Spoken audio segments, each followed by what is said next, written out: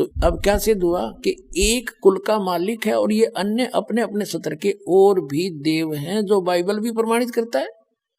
और जो ये कहता है कि हिंदू अन्य देवता है नहीं, वो गलत मानते हैं, वो इनकम्प्लीट नॉलेज रखता है। वो कहते हैं little knowledge is the dangerous thing. नीम हकीम खतरा जान, वो नीम हकीम है जो इनकम्प्लीट स्पिरिचुअल नॉलेज रखते हैं। अब पुण्यात्माओं, अब इस दास के प्रयत्न को ये ना समझना कि दास किसी की आलोचना करना चाहता है या किसी को हीन करना चाहता है या किसी के नबी पैगंबर देवता की कोई मान हानि करना चाहता है। दास ये चाहता है कि हजरत मोहम्मद एक नंबर के पुण्यात्मा थे और ये फंस गए इस काल ब्रह्म के। इस काल ब्रह्म ने डरा धमका के इसको जो साधना बताई, 5 वक्त की नमाज, अजान जो परमात्मा को पुकारने का बंग बोलते हैं, 5 वक्त की नमाज और रोजे, ये 3 साधनाएं बताई और इनको डट कर करा करते थे वो। हजरत मोहम्मद जी जैसा ईमान अल्लाह पर कोई नहीं ला सकता। मुसलमान भाई जितना ईमान उन्होंने उस कुरान शरीफ के ज्ञान दाता को कंप्लीट गॉड मान के उन्होंने उसको उसके ऊपर ईमान लाया, और उन जैसी भक्ति भी कोई नहीं कर सकता। उस इतनी साधना करने के बाद हजरत मोहम्मद जी को उसकी भक्ति का क्या बेनिफिट हुआ? एक तरफ तो कुरान शरीफ में कहा है कि वो अल्लाह ताला, अल्लाह अकबर बड़ा मेहरबान है, बड़ा दयालु है, रहमत करता है, पापों को नाश करता है। वो बिल्कुल सही बोला है, वो तो सही है, वो तो ऐसा ही है। लेकिन हजरत मोहम्मद जी को उनकी रहमत नहीं मिली, उनका लाभ नहीं मिला। उसका कारण क्या रहा कि उस अल्लाह अकबर की way of worship, method of worship, पूजा का मार्ग, पूजा की विधि नहीं है। सूरत फुरकानी 25 आयत नंबर 52 से 59 में स्पष्ट कर दिया कुरान शरीफ के ज्ञानदाता ने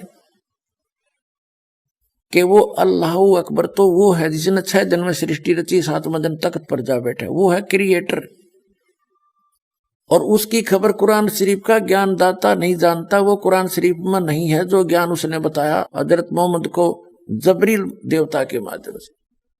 उसने अपने सत्र की विधि बताई है कि मेरे सत्र की ये साधना है और इसकी साधना से पाप नाश नहीं हो सकते, जो कर्म में वही मिलेगा आपको, उसमें कोई परिवर्तन नहीं हो सकता।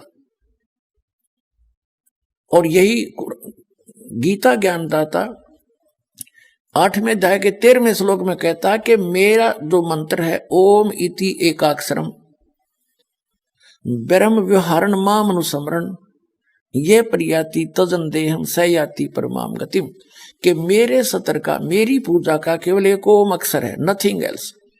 इसका अंतिम सांस तक जो भक्ति करता हुआ शरीर छोड़कर जाएगा वो ब्रह्म से मिलने वाली परम गति प्राप्त होगी। और ब्रह्म से मिलने वाली परम गति कौन सी है? ब्रह्मलोक। 8वें अध्याय के 16वें श्लोक में कहा कि ब्रह्मलोक में गए वे प्राणी भी पुनरावृत्ति में है, उनका भी जन्म मृत्यु होता। फिर गीता ज्ञानदाता ने 8वें अध्याय के 5 और 7 में तो अपने विषय की साधना बताई कि मेरी भक्ति करेगा मुझे प्राप्त होगा, ब्रह्मलोक में आ जाएगा, लेकिन जन्म मृत्यु तेरी भी रहेगी मेरी भी रहेगी, मोक्ष नहीं हो सकता। और जैसा कर्म करेगा वैसा फल भी मिलता रहेगा। लेकिन 8वें अध्याय के प्रथम मंत्र में अर्जुन ने पूछा कि किम तत् ब्रह्म, उसका उत्तर दिया 8वें अध्याय के 3रे श्लोक में गीता में कि वो परम अक्षर ब्रह्म है। तो 8वें अध्याय के 5 से 7 तक तो अपनी विधि बताता गीता ज्ञानदाता, और उसके विषय में इसने बता दिया जन्म मृत्यु तेरी भी रहेगी मेरी भी रहेगी, यहां शांति हो नहीं सकती, युद्ध तो करना ही पड़ेगा। और युद्ध करना तो वहां शांति कहां? इसलिए 18वें अध्याय के 66वें श्लोक में कहा कि तू सर्वभाव से उस परमेश्वर की शरण में जा, उसकी कृपा से तू परम शांति को और सनातन परम धाम को प्राप्त होगा। बेरी शरण में रहेगा तो शांति नहीं हो सकती। या तो आपने दुख है भाग में तो दुख भी भोगने पड़ेंगे, और सुख है तो तेरे भाग का सुख भी मिलेगा। उसके लिए ऑप्शन छोड़ दिया है कि तत्वदर्शी संतों को पूछ, मैं नहीं जानता उसकी भक्ति विधि।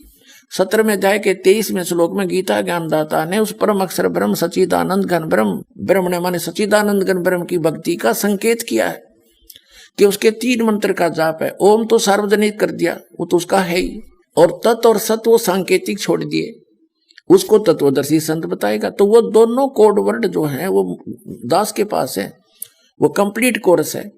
तो उसकी भक्ति 8वें अध्याय के 8, 9, 10 श्लोक में बताया कि सच्चिदानंद घन ब्रह्म की भक्ति करेगा तो उसको प्राप्त होगा। 8वें अध्याय के 5 और 7 में कहा कि मेरी भक्ति करेगा तो मुझे प्राप्त होगा। ब्रह्म की साधना करने वाला ब्रह्मलोक में जाएगा।